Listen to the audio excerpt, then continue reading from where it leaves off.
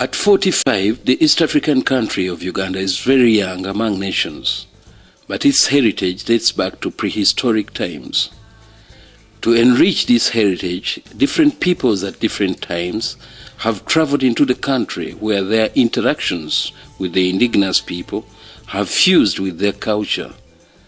But then the story of Uganda is the story of 65 indigenous people located in 4 geographical regions. One quickly observes the differences and identities through the work of their artisans, craftsmen, and artists. These people endeavored to decorate their functional objects, not only to identify themselves, but also to attract users. Their work, which has fused with others, now constitutes Uganda's art and craft industry.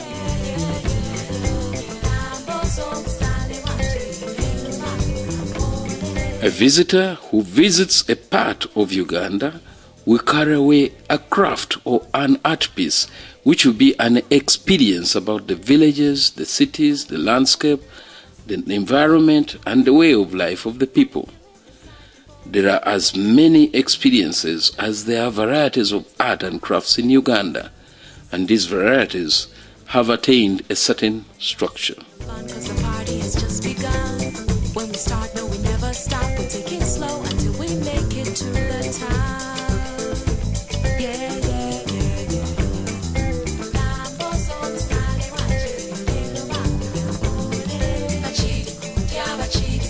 yeah. One of the greatest skills that is found all over Uganda is weaving. Although each people weave in a different way, with a variety of material common to their environment. What the Ugandans are best at doing is baskets. They are professional basket weavers, and they produce world-class baskets that we also export. These ones come from Western Uganda, and there's a women group of over 100, in fact about 165 women make up this women's group, and these baskets are dyed, they're totally natural. They're dyed using berries, roots and leaves of plants, and there's no chemicals used. And they make beautiful baskets, millet baskets, and fruit bowls, and trays now as well.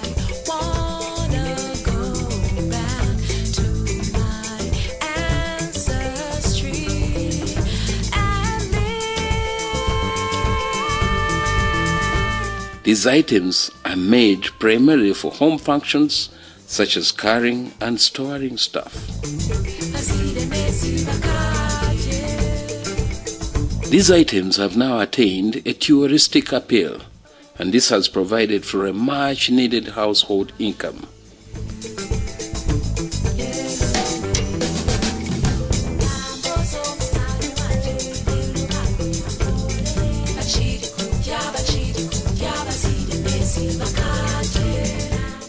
In Uganda, the tradition is for children to make their own toys. They make these toys from every available material within their reach.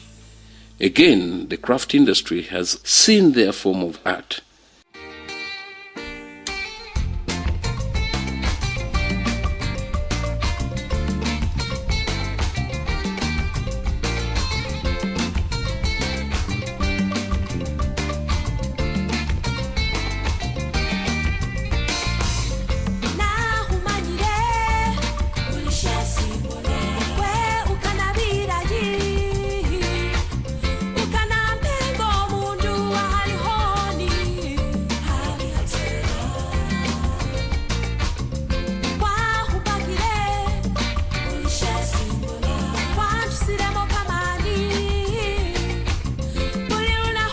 Children's playthings are now a major collection in the craft shops.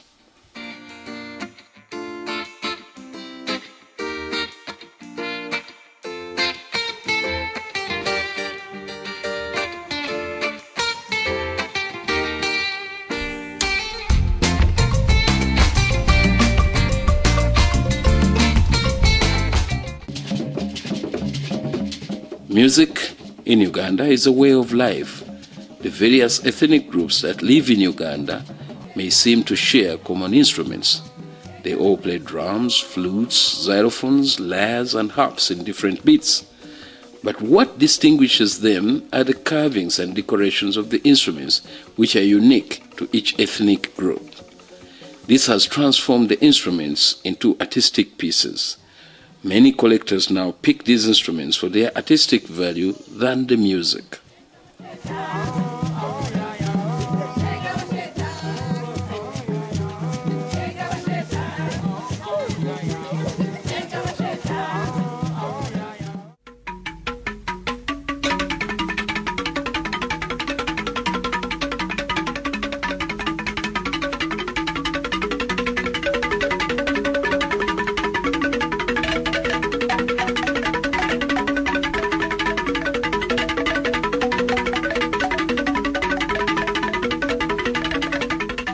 This man is processing a backcloth. The processing of backcloth goes back hundreds of years and was unique to the interlacustrine kingdoms of Uganda.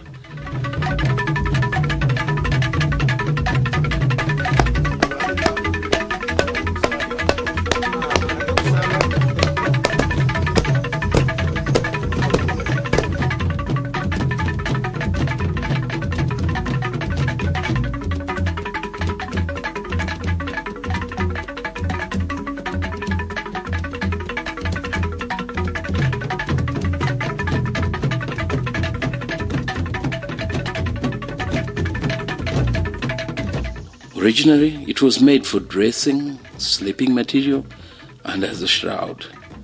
Today, artists have reinvented it as an art material that could be used instead of canvas. The artists have taken it to another level. The backcloth is now used in fashion shows. UNESCO has recognized the making of backcloth as a rare traditional skill. The backcloth has been replaced by the textile over time, and Ugandans have widely put it to dressing. The way people in Uganda dress is artistic. Every function has its own dress. People put the wealth of color gifted in their nature to its best use, right from the countryside to the city.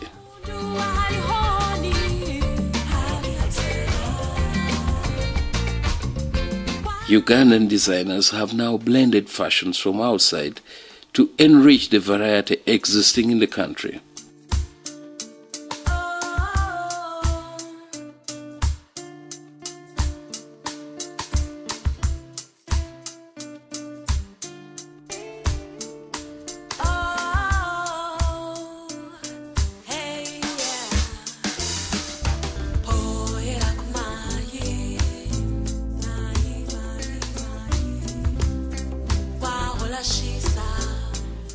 Carving is another important craft.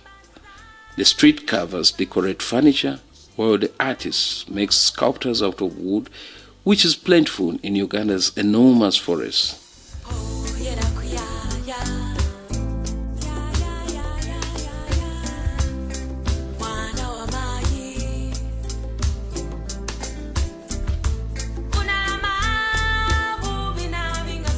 Pottery is another age-old craft in Uganda. Paleontological excavations have come up with pots as evidence of earlier civilization in Uganda. Throughout time, this pottery has been transformed, borrowing from other experiences. And on surface decoration, I exploit the ideas of the surrounding around my society and dealing with people's culture, dealing with their political influences and economic influences, and then I use my pots as a painter would use a canvas. So I do a lot of surface decoration.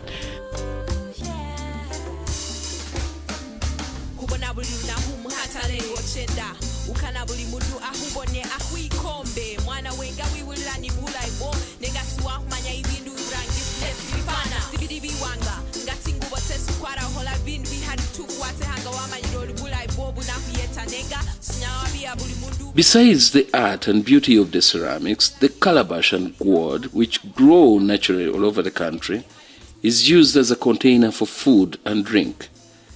There are calabashes for beer and wine, and those for butter and milk.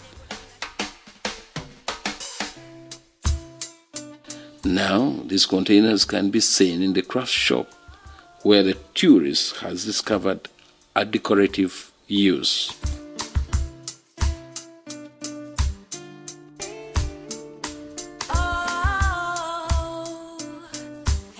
Besides the other functional benefits of art in Uganda, art has slowly blended in the economic aspect by way of advertising and getting markets for other beverages. Ugandan coffee, for example, is famous all over the world, and the Ugandan artist is riding on that fame to market Uganda's crafts as coffee gifts packages.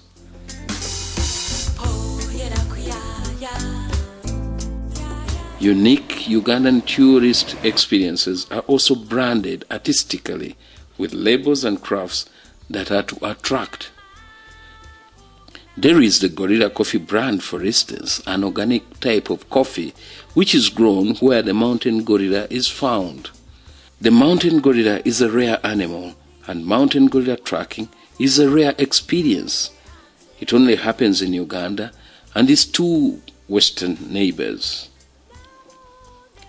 This American, who owns a restaurant in New York, first tested Ugandan gorilla coffee in America.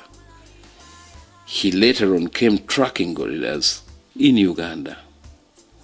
Hey, this is Sean. I have a restaurant called Habana Outpost in Brooklyn. There we sell gorilla coffee, and here we just went to go see the silverbacks in Uganda. Unbelievable experience. The traditional Ugandan hut was a piece of art in itself. This architecture is disappearing rapidly.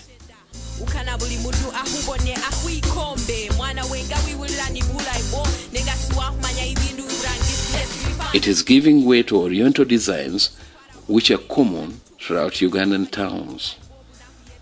European-style buildings are also common.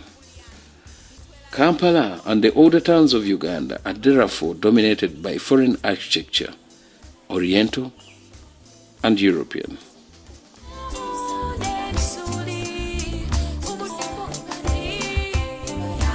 Many architects now favor an African decor.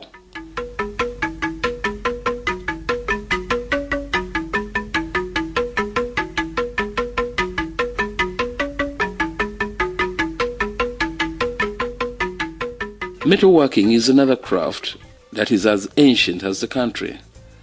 The early monarchies looked at metal more for warfare than art and craft.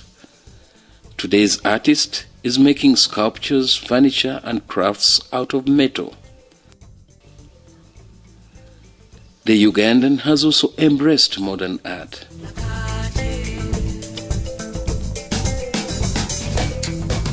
The fountain of this knowledge began with the establishment of an art school at Makerere University.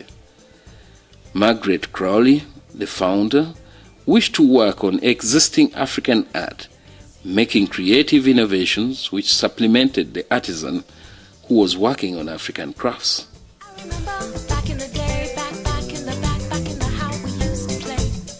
Later on, the school's teaching scope expanded with increasing interest in Western modernism.